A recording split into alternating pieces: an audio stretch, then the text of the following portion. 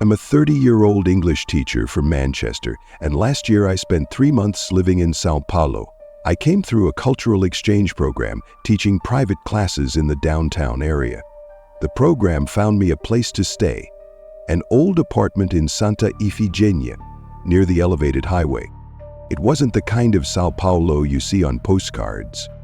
The building was from the 1950s, yellowish walls, iron bars on every window, and an elevator that groaned every time it moved. The kind of place that felt stuck in time. There were 12 floors, but barely any tenants. Most of the apartments looked abandoned, with mail piled up under the doors and dusty peepholes. Mine was on the 7th floor. The apartment itself was small, a kitchen the size of a closet, a bathroom with a dripping tap, and a single window that faced the concrete wall of the neighboring building. I kept the lights on most of the time just to feel like I wasn't underground. But it was quiet and cheap, and I wasn't planning to stay long. The hallway outside was always dark. The motion sensor light near the elevator almost never worked, and there was a smell, not strong, just old, like wet concrete and forgotten books. I barely saw any neighbors. Once, I heard someone whistling on the 9th floor, but when I went to check, the hallway was empty. Another time, I thought I heard a door slam above me, but only once. No echo. No footsteps. It was like the building breathed once and held it in. On my 3rd night, I came home late from class and rode the elevator alone. It stopped briefly on the 5th floor, even though no one pressed the button. The doors opened slowly and stayed open. I stood there waiting, but the hallway was pitch black. No sound, no movement. I reached for the door button, and just before it closed, I thought I saw something. Not a person, just the faint shape of a foot, bare, pale, disappearing around the corner. I told myself I imagined it. But when I stepped out on the 7th floor, the hallway light flickered once, and I heard someone breathing. Very close. I didn't sleep much that night. I left the hallway light on, locked the door with all 3 bolts, and laid in bed staring at the ceiling, listening. For what, I don't know. But I couldn't shake the feeling that someone had been just a few feet away from me in that dark hallway. The next day I tried to brush it off. Work was normal, the sun was out, people laughed on the street like nothing strange ever happened in that building. When I got home that evening, I hesitated before calling the elevator. I stared at the doors for a while, like they might open on their own again. When I finally stepped in and pressed the 7, I watched the numbers light up. 2, 3, 4, 5. The elevator stopped. Again, 5th floor, just like before. The doors opened slowly, and once again, no one was there. But this time, the hallway light was on, dim and yellow, and the door closest to the elevator, 504, was slightly open. I didn't get out. I didn't even breathe. Then the light blinked once, and the door shut by itself. Soft, quiet, deliberate. I pressed the 7 again, hard, and didn't look back. That night, while brushing my teeth, I heard something above me. Footsteps. Slow, uneven, like someone dragging their feet. They moved across the ceiling toward the corner of the apartment and stopped directly above the bathroom. I stood frozen, toothbrush in hand, eyes on the cracked tile above my head. Then came a second sound. A thud. Not loud, but heavy, like someone sitting down hard or collapsing. There was no 8th floor above me, just a small storage area. The doorman mentioned it when I moved in. No one was supposed to have access. I went to the living room and turned off the TV. The room fell into silence. That's when I heard it again. The footsteps. Same pace, same weight. But now, they were coming down the wall, like something was crawling along the inside of the building. Slowly, toward me. I avoided the elevator the next morning. There was something about it that unsettled me now, not just the machinery, but the way it seemed to stop exactly where it shouldn't, like it knew where I didn't want to go. I took the stairs, all 7 flights, passing through narrow, shadowed landings that smelled of rust and old soap. Some of the hallway lights flickered on, others didn't. Most doors were closed, sealed shut by time and neglect. One door had a padlock on the outside, another had a crucifix nailed above it. Though it didn't feel like a building anymore, it felt like a holding space. Like people had once lived there and the place was still waiting for them to come back. Or not. That night I came home around 10. I was tired, my legs heavy from the walk, and when I reached the lobby I gave in. I pressed the call button for the elevator. The light above flickered once, and the doors opened immediately. But something was different. The inside gate, the metal grate you had to slide open by hand, was already pulled back, like someone had used it before me and hadn't bothered to close it, or was still inside. I hesitated. Then I stepped in. There was a piece of paper on the floor.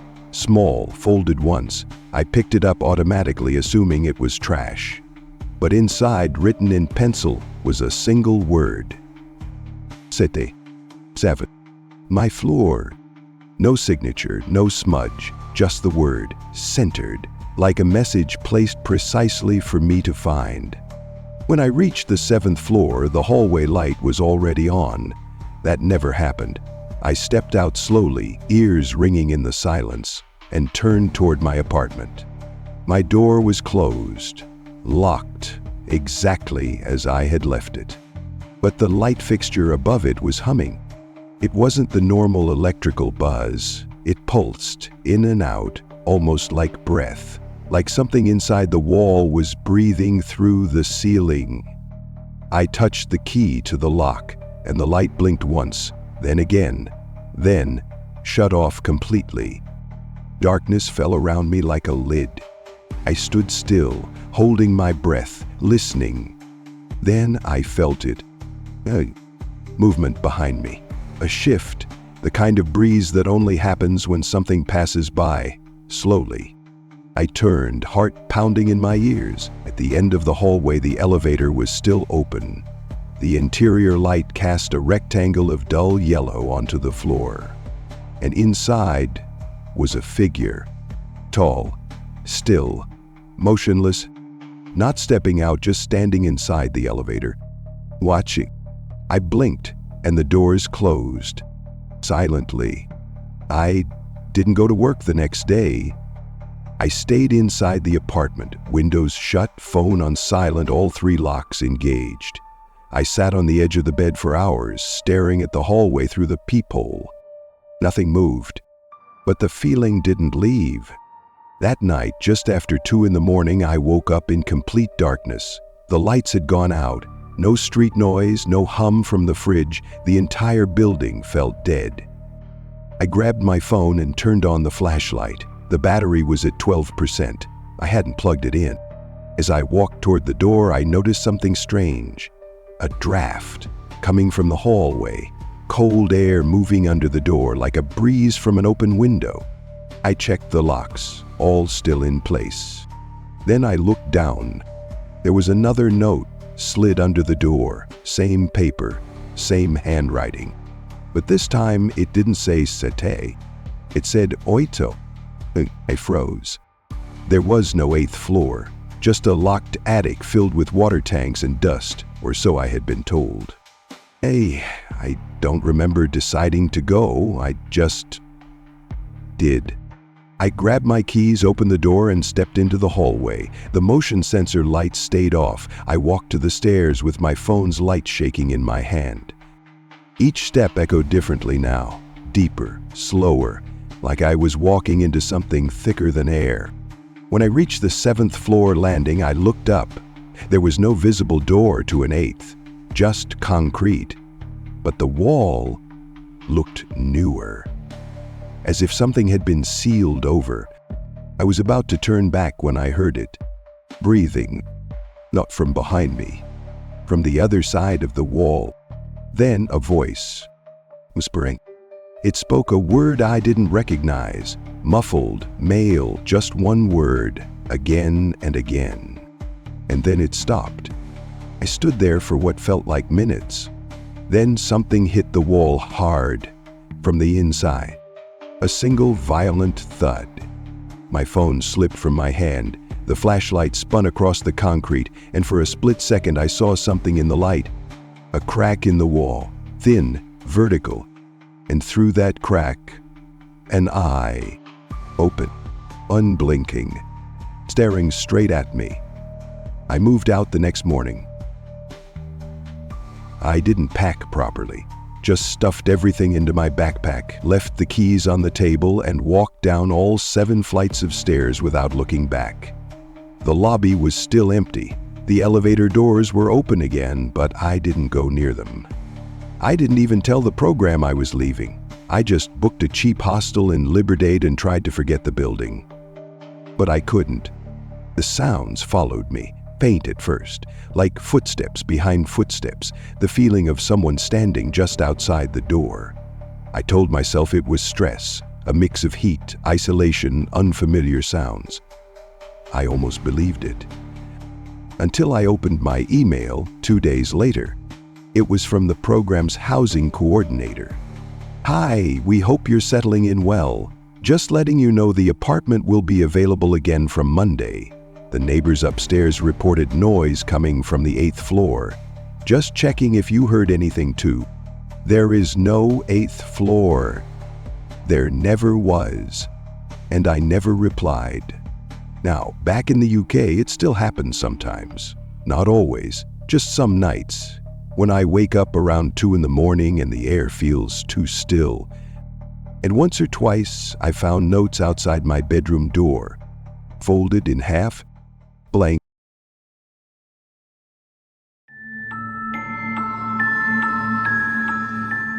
I'm a 28-year-old architect from Leipzig, Germany, and last year I spent 6 weeks in São Paulo for a remote design project. I wasn't planning to stay long, so I looked for a small apartment, something temporary. The cheapest option I found was on a quiet dead-end street near Praça da Sé. It was a 4th-floor unit in a residential building from the 70s. No doorman, no elevator, and barely any light in the stairwell. The landlord handed me the keys in person and warned me that the neighbors were quiet and private. He didn't say anything else. The apartment was smaller than I expected, just a bedroom, a kitchen, and a narrow hallway with a window facing a central shaft. You couldn't see the street from there, just the inside of the building.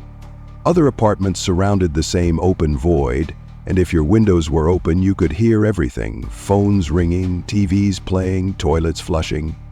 But most of the windows were shut, especially the one directly across from mine. It belonged to the apartment 404 in I only knew that because the number was stenciled on the glass, faded, almost erased. The lights were always off and the curtains stayed drawn. No sound ever came from inside. I assumed it was unoccupied, maybe used for storage, maybe abandoned. On my first night, I stood by the window brushing my teeth and looked across just to see how close the other apartments really were. And that's when I saw it. The curtain in 404 wasn't fully closed. There was a gap, maybe a few centimeters wide, and inside in the dark I saw something. Not a person. A reflection, like someone standing far back, behind the glass. Still watching. I froze, toothbrush in hand, trying to focus my eyes, but as soon as I leaned closer, the gap in the curtain shifted and closed. I didn't sleep well that night. I told myself it was nothing. Just a shadow, a reflection, an echo of my own movement across the glass. Old buildings distort reality all the time. Light bounces differently, windows hold heat, shapes blur together when you're tired. Still, the image stayed in my mind. The curtain half closed, the darkness behind it, and the impression, not even a shape really, just an impression that I wasn't alone. The next morning I made coffee early and sat by the window with it open. I watched apartment 404 for over an hour. Nothing moved, No lights came on, no voices, no doors, just the dull hum of the city rising from below. Maybe I had imagined it. I wanted to believe that. But that night, as I sat on my bed with my laptop, I saw it again. The curtain across from me was open. Not like before, this time it had shifted, pulled just far enough that I could see into the room a little deeper. It wasn't wide enough to call attention, just carefully adjusted, deliberate. I turned off the lights in my own apartment to see more clearly. The moment the room went dark, it was as if my vision adjusted to a different frequency, one tuned to discomfort. There was someone in there, far inside the room, motionless, facing the window. The figure didn't move, didn't lean forward, didn't blink, but they were standing too far from the glass to be a reflection. At that distance, I couldn't make out a face, just an outline, human, vague, shoulders too square, head tilted just slightly to the left, off-center, like they were watching but not quite looking at me. I leaned closer. Stillness. I stepped forward again, pressing my palm lightly against my own glass, and then, without warning, the figure vanished. No movement, no curtain shifting, just gone. I stood there, breathing quietly, trying to convince myself it had never been there to begin with. Then I did something I regret. I reached over, took my phone, and tried to take a photo. The screen turned black. Not just the camera, the entire phone, as if it had shut down by itself. But when I pressed the power button, it came back instantly. Battery at 87%. No apps open. No explanation. I went to bed shortly after that, but I didn't sleep well. And before I lay down, I took one last look at the window. There was no one there. But when I turned off the lights and caught my reflection in the glass, there were two silhouettes. One of them was mine. The other was standing just behind me. The next morning, I closed the curtains in my room. Not just to block the light, but to block the view. I told myself it was to focus on work, no distractions, no shapes behind windows. But even with the curtains drawn, I couldn't stop thinking about it. Every time I walked past the hallway, I felt the glass pulling at me, like there was something waiting on the other side. I started avoiding that side of the apartment completely, ate on the bed, brushed my teeth with the door half closed. 3 nights passed. Nothing happened. And then on the 4th, I came home after a long walk and found my curtains open, just slightly. I stopped in the hallway and stared. I hadn't touched them. I was sure of it. The window was closed. The lock was still in place, but the fabric was parted, only a few centimeters, just enough for someone on the other side of the shaft to see in. And across from me, in apartment 404, the curtain was gone. Not open, gone. The glass was exposed now, completely dark, a black square hovering over the courtyard. I turned off the lights in my apartment and walked slowly to the window. At first, I didn't see anything. Then my eyes adjusted, and I saw it again. Not a figure this time, a room, lit from within. It looked identical to mine. Same size, same layout, even the placement of furniture, but the light source was wrong. It wasn't overhead, it came from somewhere low, and the walls were slightly off, like they were mirrored versions of mine. And then I saw movement. I saw myself, or what looked like me, walking across that room inside 404. Same posture, same clothes, but I wasn't moving. I was standing at the window, frozen, still breathing. I didn't open the curtains again after that. For the next 2 days, I kept the window locked and covered even during the day. I avoided the hallway. I didn't walk near the glass. I stopped answering calls and ignored work. The only time I felt safe was in the shower, behind the noise and steam. But I still felt it.